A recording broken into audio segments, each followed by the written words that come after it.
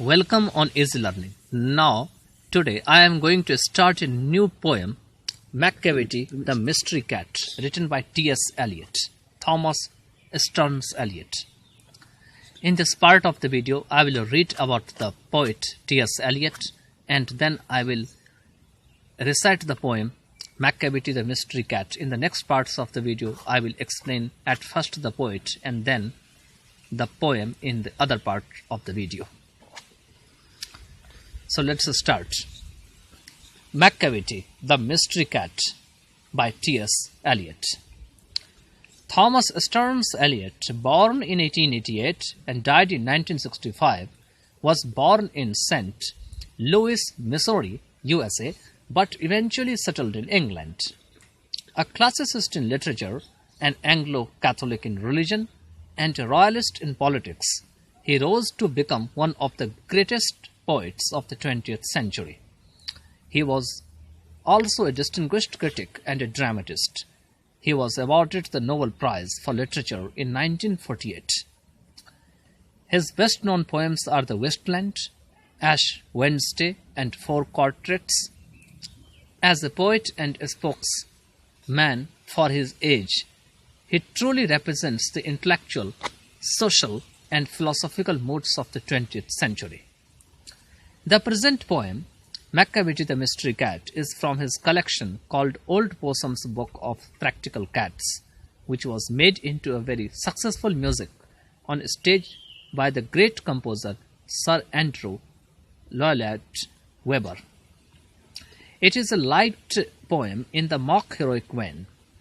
It does not need any solemn or detailed analysis. Its charm comes from its neat rhymes and galloping rhythm, as well as the comic effect of a monster criminal who is in fact a cat. McCavity, the Mystery Cat. McCavity is the McCavity cat. He is called the Hidden Paw, for he is the master criminal who can defy the law. He is the bafflement of Scotland Yard, the flying squad's despair, for when they reach the scene of crime, McCavity is not there. McCavity, McCavity, there's no one like McCavity. He has broken every human law, he breaks the law of gravity. His powers of levitation would make a fakir stare. And when you reach the scene of crime, McCavity is not there. You may seek him in the basement, you may look up in the air, but I tell you once and once again, McCavity is not there. McCavity is a ginger cat. He is very tall and thin. You would know him if you saw him, for his eyes are sunken in. His brow is deeply lined with thoughts. His head is highly domed. His coat is dusty from neglect. His whiskers are uncombed.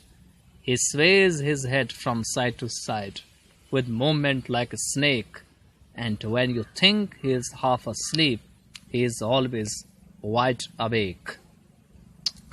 McCavity, McCavity, there's no one like McCavity, for he is fiend in feline shape, a monster of depravity.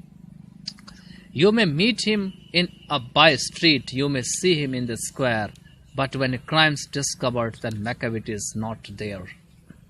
He is outwardly respectable. They say he cheats at cards, and his footprints are not found in any life of Scotland Yards. And when the larders looted, or the jewel cases rifled, or when the milk is missing, or another pig's been stifled, or the greenhouse glass is broken and the trellis past repair, there's the wonder of the thing, McCavity is not there. And when the Foreign Office find a treatise gone astray, or the Admiralty lose some plans and drawings by the way, there may be a scrap of paper in the hall or on the stair, but it's useless to investigate, McCavity is not there. And when the loss has been disclosed, the Secret Service say, it must have been McCavity, but he is a mile away. you will be sure to find him resting or a licking of his thumbs or engaged in doing complicated long division sums. McCavity, McCavity, there's no one like McCavity.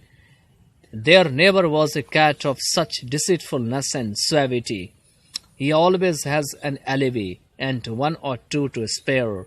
At whatever time the deed took place, McCavity wasn't there.